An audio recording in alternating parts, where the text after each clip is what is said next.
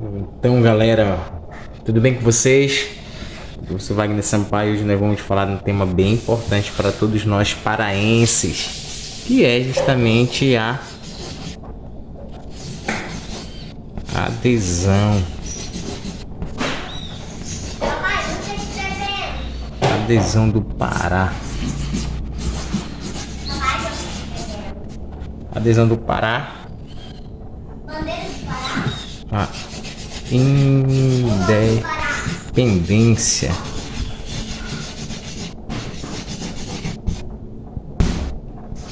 Independência do Brasil.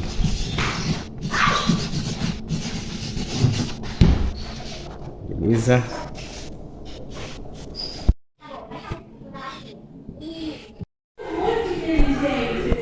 Aqui, galera, eu desenhei para vocês o mapa do Brasil como está basicamente dividido, né? Então aqui nós temos a província, né, do Grão-Pará e Maranhão acima, né? Desenhei um ponto de referência como Belém, e aqui o estado do Brasil, né, que tinha como capital Rio de Janeiro, e que em 1822, especificamente no dia 7 de setembro, né?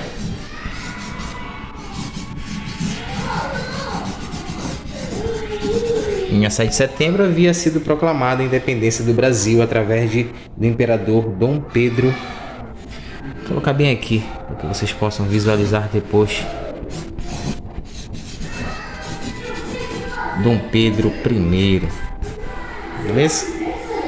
E então, em 1822 é proclamada a independência do Brasil, né? E o nosso estado, a província, né, naquela época, a província do Grão-Pará e Maranhão, ela tinha uma relação muito mais comercial, né, com Portugal do que propriamente com o Rio de Janeiro, capital.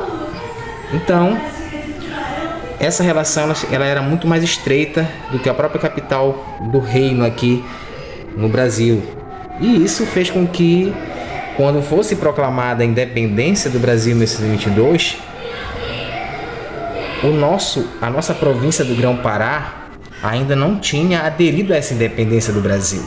Ela não tinha essa conexão muito mais ampla, muito mais aberta com o Rio de Janeiro, mas sim com Portugal.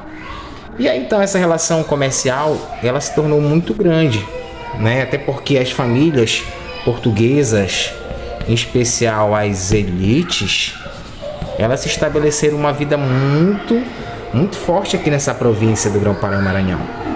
Então, tudo se comandava através deles, né? A produção, o sistema capitalista, né?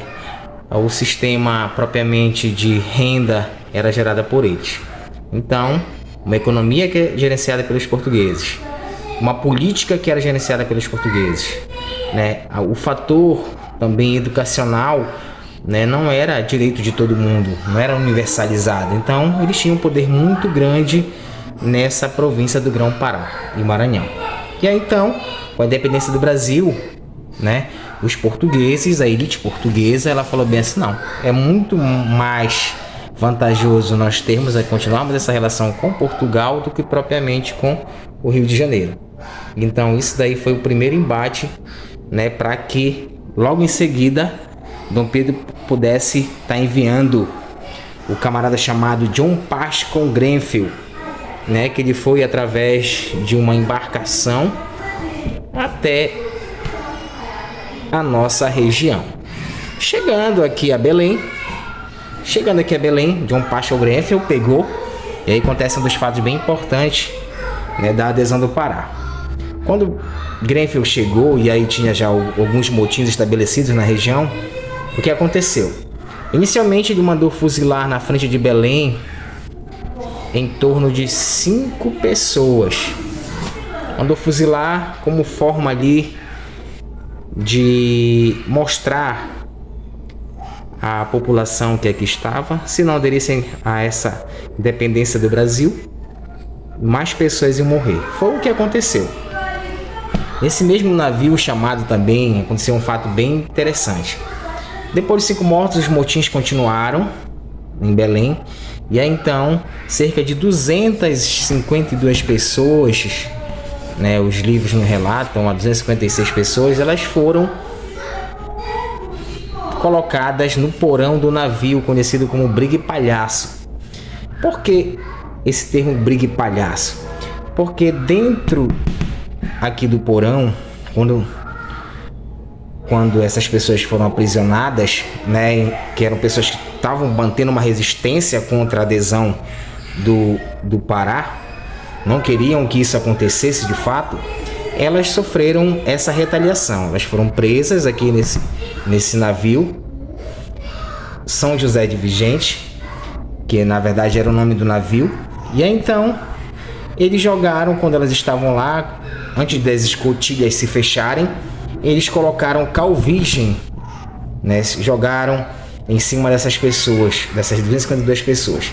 E aí então, quando as pessoas tamparam, se fecharam as escotilhas, muitas pessoas, quase todas elas morreram, né? E ficaram na figura toda branca, suada naquela região dos olhos, parecendo como um palhaço, ficando conhecido esse episódio como o Brigue do Palhaço. Voltando, galera, depois desse episódio do Brigue Palhaço, onde mais de 252 pessoas foram, na verdade, mortas, foram 5 que já haviam sido fuzilados, aconteceu algo bem interessante do Cônego Batista Campos, que também é uma outra figura a qual é bastante falada quando se fala em adesão do Pará. Então, Batista Campos, ele era um cônego. Muitos historiadores, eles comentam que ele foi muitas das vezes muito mais religioso, muito mais político do que religioso. Então a figura de Batista Campos, ela tinha uma estrutura muito popular, um religioso bastante conhecido e respeitado. Então a forma de pensar dele, né, baseada no vintismo que havia acontecido em Portugal com a Revolução do Porto de 1820, assim como também a figura de Felipe Patroni, que vai também aqui fundar o primeiro jornal chamado O Paraense.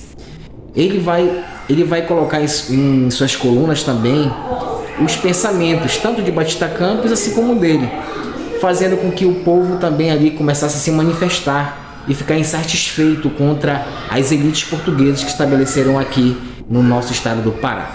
E aí vai começar a surgir os motins, né? Alguns grupos vão se edificar aqui e assim vai iniciar esse processo de adesão. Com todos esses acontecimentos aqui a qual nós já falamos anteriormente, percebendo Grenfell quando ele fecha as escotilhas, que é mortos e fuzilados essas pessoas que eram contra a adesão do Pará, depois do incidente algumas situações se acalmaram e no dia 15 de agosto de 1823, quase um ano depois da independência do Brasil, é que o Pará adere agora justamente a nossa independência. Então é a partir daí que a gente começa a ter uma estrutura agora de um novo país, até porque até naquele momento nós tínhamos uma vivência, uma estrutura de pensamento muito mais portuguesa, nós se sentíamos muito mais portugueses do que brasileiros. E aí então é formada uma junta governativa para administrar o Pará, a província do Grão-Pará. E aí então, Grenfell percebendo que era necessário uma articulação para que não pudesse haver rebeliões ou algo insatisfatório da população local, ele nomeou o então Cônego Batista Campos, né, como o presidente da junta governativa. E aí então, essa foi um pouquinho do conhecimento a qual nós queríamos passar para vocês, tá bom, galera? A mulher aqui tá brava, né, minha filha? Porque nós estamos sozinhos em casa, a mãe dela tá estudando na UFOL. Tá bom, galera? Um grande abraço para vocês. Eu espero que vocês tenham aprendido algo. Um beijo, filha, da galera do YouTube. Beijo. Até a próxima, galera. Tchau.